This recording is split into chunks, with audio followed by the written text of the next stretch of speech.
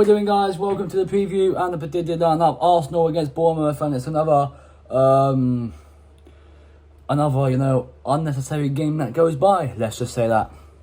So tomorrow we have another game that's not needed to be played. At home to Bournemouth. My focus is Wednesday night, and listen, I've been getting slaughtered, on social media by people I know, because I still believe we can progress through to the final. I even heard someone say to the point where Spurs have a better chance of winning the fucking Europa League than Arsenal do winning the Champions League.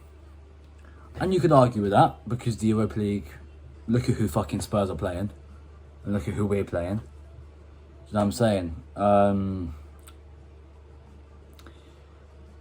But like, you've got the idiotic fans out there, you've got idiotic people out there, who don't actually realise that it's a 1-0 that we done well to hold on to against PSG. We conceded in the 4th minute of the game. 4th minute.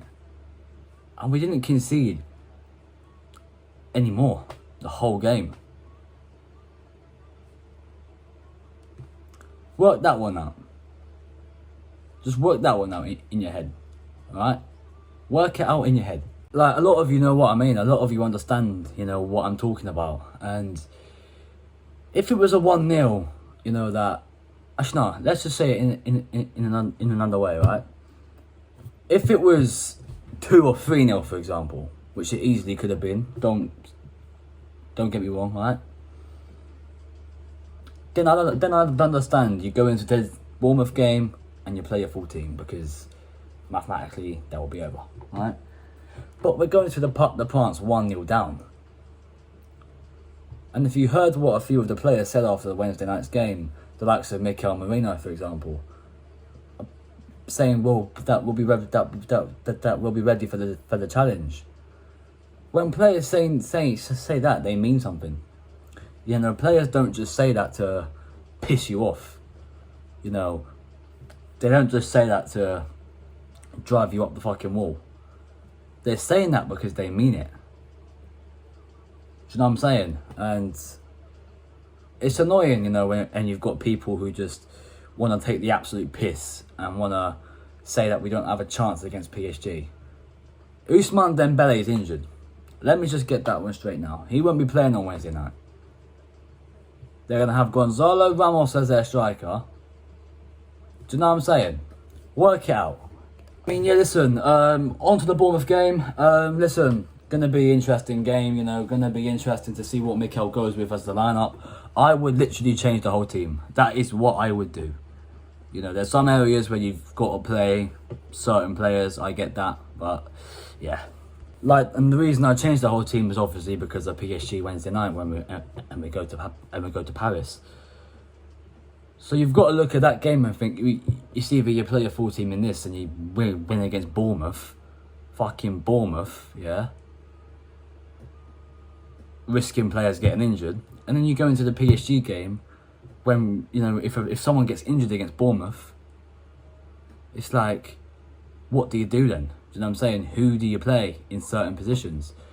That's why you go with a weak team in this, and you just play your second team. Because it's a meaningless game, it's a pointless game, it doesn't matter. Do you know what I'm saying? Obviously you want to win, I get that. If us losing means we go to Paris and win, 100%, 1000% take that. Fucking 100% take that, right? But, listen, it's another game that goes by. We have this game in the Premier League, then we got PSG away. Next week we actually go to Anfield as well. And then the week after, Newcastle, then Southampton, and then it's done. But yeah, listen, like I say about every single game, and you've always heard me say this, we just got to go about our business, I couldn't care less about this game, if I'm quite honest with you. I'm not. If we lose, I'm not going to come on here and start start shouting and everything, because if Mikel plays a weak team, a strong team, I'll be shouting and screaming.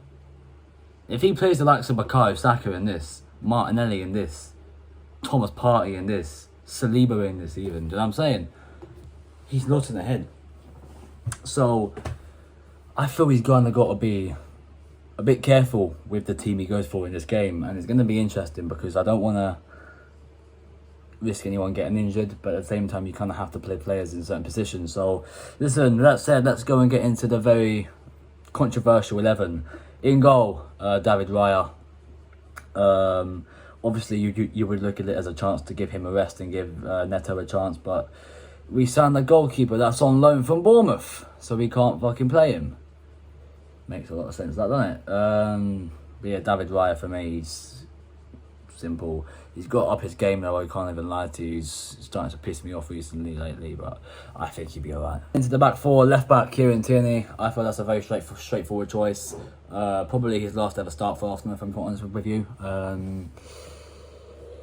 It's been good times with Kieran. Do not risk the likes of Miles Lewis-Skelly in this, because my Jesus, if we were to lose him for fucking PSG, you're taking the piss, man. You're fucking taking the piss with that one. So straightforward. Kieran Tierney. Left centre back will be Kiwior. I don't think we have much choice, if I'm honest with you. He's come and he's actually been immense. I can't even lie. He's been the better one of the two centre back partners. But yeah, Kiwior straightforward for me. Next to him, Ben White. I'd actually throw Ben White in at centre back. You know, Saliba needs a rest. You know, even he's been looking a bit off recently as well. He needs a rest. Give the guy a rest. You know, he needs a fucking rest. Saliba needs a rest. He's gonna get a rest. Ben White for me. Right back. This is where I'm gonna make a big change. Julian Timber comes out of the side because I thought he was absolutely dog's ass midweek.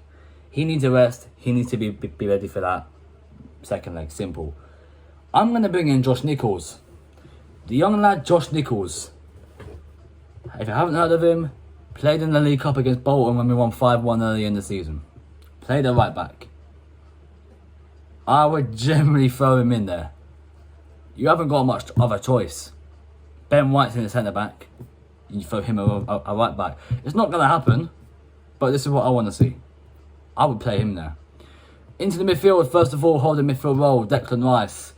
I feel he's going to be the one that kind of has to play, if I'm honest with you. I feel he'll be the captain, if I'm honest with you. And that's a spoiler alert right there.